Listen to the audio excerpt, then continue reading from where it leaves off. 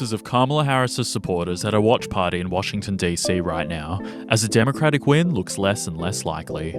The Harris campaign reportedly turned off projections for the rest of election night, while some began leaving the event. Pure Project 2025 in miniature in Florida, and that kind of extreme, sort of extremist, right-wing, fascist-type government in Florida, does that make it a more attractive place? Thinking about the people who are not a part of anybody's elite, who are hurting tonight.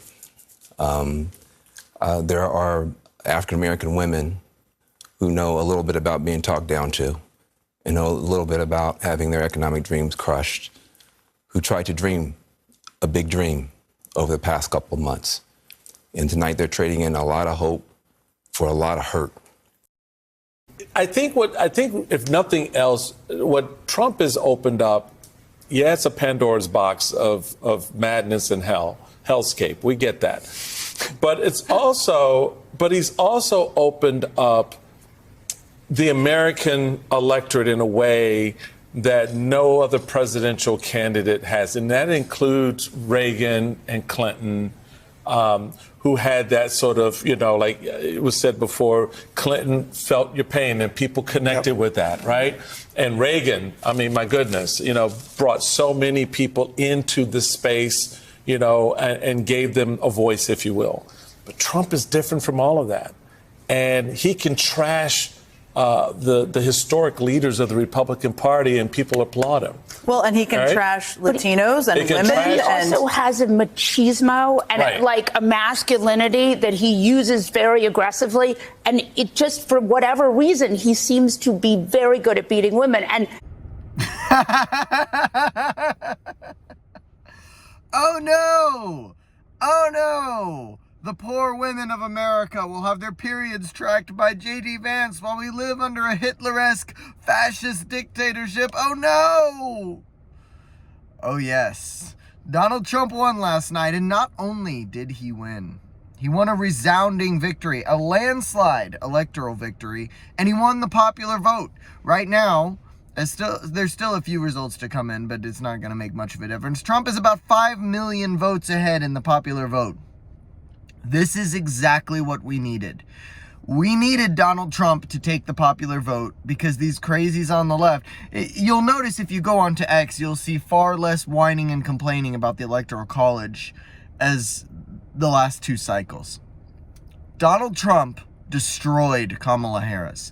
And this is evident in the swing state margins. Pennsylvania was nearly 4 points for Trump. That doesn't happen. The Rust Belt doesn't swing like this. Wisconsin, I think it's sitting at about 3.5. Michigan will go to Trump, and it'll be a fairly large margin as well. Trump is going to sweep all the swing states. All of them have been called except Nevada and Arizona. Both of those are going to go to him. Right now, of the votes that are out, he's going to pick up Nevada, Arizona, and Alaska. And then he will get 1 vote from Maine. He'll probably end up with about 315 electoral votes, which is more than I projected. That's 28 more than I projected. I gave all of that to Trump, except I took away Michigan and Wisconsin. So he did significantly better than I thought he would do. And my skepticism of those two states came from the fortification process from last election cycle. But right now, Trump is sitting with 277 electoral votes, so nothing else matters. The slow counts in Arizona don't matter anymore. The slow counts in Michigan don't matter anymore. This is what we hoped would happen, by the way. This is what too big to rig means. It means that there's not going to be votes trickling in 98% for the Democrat overnight. Like, yes, that did happen in 2020. Go take a look if you don't believe me. Right now, I'm having so much fun. I did get banned from X because I told Harry Sisson to do something very untoward. You can follow me on Twitter at Seattleite_Jack if you want to know what that was. I said something pretty mean to him. He was whining and crying. But I kind of want to talk about what all of these Democrats are saying. Now, if you go to Twitter and you scroll down, you will see hopeless beta soy boys talking about we failed our daughters and we failed our wives and mothers, our sisters. Oh my, we failed them because we wouldn't vote for Trump or vote for Harris. I don't know what this obsession is. I think in 9 of the 10 states with abortion bills, it passed. Trump has nothing to do with women's reproductive rights, as they call it, which, I'm pro-life, so to me that just means abortion, right? That's what they're saying. They're talking about killing a baby. So, yeah, beautiful. You don't have the right to do that under the federal government, but the federal government doesn't restrict you either. Like, it's to your state. So why does the Trump presidency make any difference whatsoever on this topic? But more importantly, I saw this video yesterday of a guy. He was like, oh, I voted for Kamala Harris because my daughter needs to have the right to choose. And I thought, I have a daughter. But when I look at my daughter, I'm not thinking about, I really want her to have an abortion. I don't understand this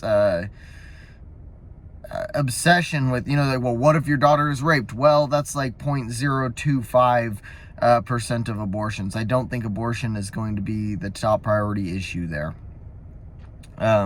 But beyond that, I am somebody who believes in those 3 exceptions, and there you go. The rape, incest, life of the mother. So, other than that, I don't much care for abortion. But it's wild to me that the thing that they're going to say is we voted for fascists who are trying to control women's bodies, and that's their takeaway. They don't understand why they lost, and they won't. Listen to the way the media portrays it, just like at the start of this video. They don't understand that this rhetoric is exactly why they're losing. They're not going to win ever again if they continue like this. But right now, my friends, it's time to just relax a little bit and laugh. I encourage you, if you're not on X, go on X and just scroll down the For You page, and you will have so much fun today. There's a lot of cope. There's a lot of seethe. There's a lot of people losing their minds, saying they're going to move to Canada. It's wonderful. I love it. And I'll talk to you guys next time.